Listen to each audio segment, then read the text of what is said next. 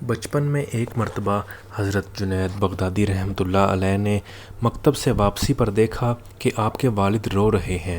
آپ نے وجہ پوچھی تو فرمایا کہ میرے رونے کا سبب یہ ہے کہ آج میں نے تمہارے ماموں کو مال زکوٰۃ میں سے کچھ درہم بھیجے تھے، لیکن انہوں نے لینے سے انکار کر دیا، اور آج مجھے یہ احساس ہو رہا ہے کہ میں نے اپنی زندگی ایسے مال کے حصول میں صرف کر دی جس کو خدا کے دوست بھی ناپسند نہیں کرتے۔ چنانچہ حضرت جنید بغدادی رحمۃ اللہ علیہ نے اپنے والد سے وہ درہم لیے اور ماموں کے یہاں پہنچ کر آواز دی۔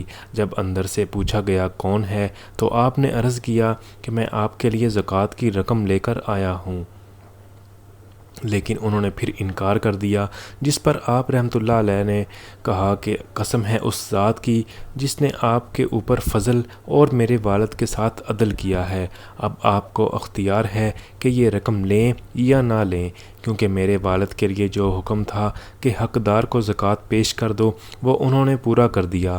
یہ بات سن کر حضرت سری رحمۃ اللہ علیہ نے دروازہ کھول کر فرمایا کہ رقم سے پہلے میں تجھے قبول کرتا ہوں۔ چنانچہ اسی دن سے آپ ان کی خدمت میں رہنے لگے۔ ایک شخص نے کچھ لوگوں کو کھانے کی دعوت دی۔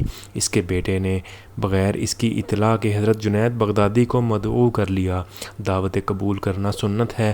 آپ نے کمال محبت سے وعدہ کر لیا، مگر آپ رحمۃ اللہ علیہ اس کے دروازے پر پہنچے تو اس کے باپ نے داخل ہونے سے روکا۔ بغیر الجھے چپکے سے واپس ہو لیے۔ لڑکے نے پھر بلایا لیکن باپ نے پھر نہ آیا۔ آپ رحمۃ اللہ علیہ واپس آ گئے۔ اسی طرح متواتر 4 بار آئے اور 4 بار ہی واپس ہو گئے۔ اس عمل سے ان کا مقصد اس لڑکے کو خوش کرنا تھا، اور واپس اس لیے چلے گئے کہ لڑکے کا باپ خوش ہو، کیونکہ دلوں کو خوش کرنا ہی اصل تصوف ہے۔ آپ ہر اقرار و انکار کو اللہ تعالیٰ کی طرف سے سمجھتے تھے، لہٰذا خود کو تکلیف نہ ہوتی تھی۔ تسلیم و رضا ہی راہ سلوک کی بنیادی تعلیم ہے۔ کیمیائے سعادت صفحہ نمبر 247۔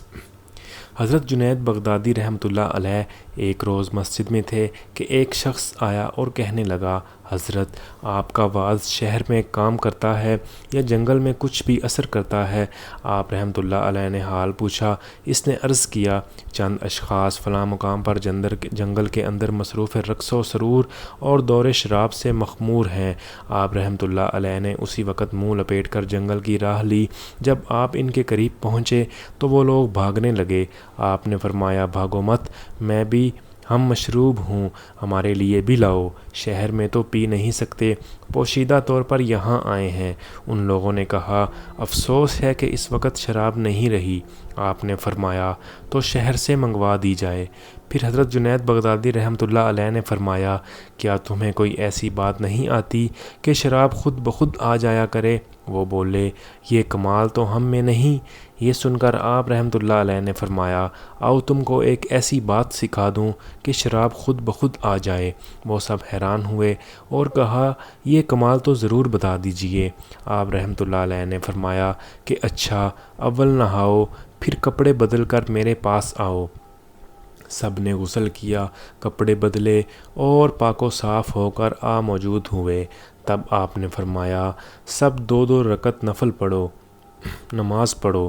جب وہ نماز میں مشغول ہوئے تو آپ نے دعا مانگی، خدایا میرا تو اتنا ہی کام تھا کہ تیرے حضور کھڑا کر دیا، اب تجھے اختیار ہے، خواہ ان کو گمراہ کر، خواہ ان کو ہدایت بخش۔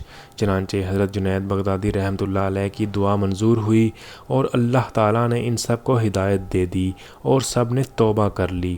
مخزن اخلاق صفحہ نمبر 308 سے حوالہ۔ دوستو، اگر آپ کو ویڈیو اچھی لگے تو ویڈیو کو لائک اور شیئر کریں، ٹاپ سٹوری چینل کو سبسکرائب کریں تاکہ آپ تک اس طرح کی مزید اچھی ویڈیوز پہنچتی رہیں۔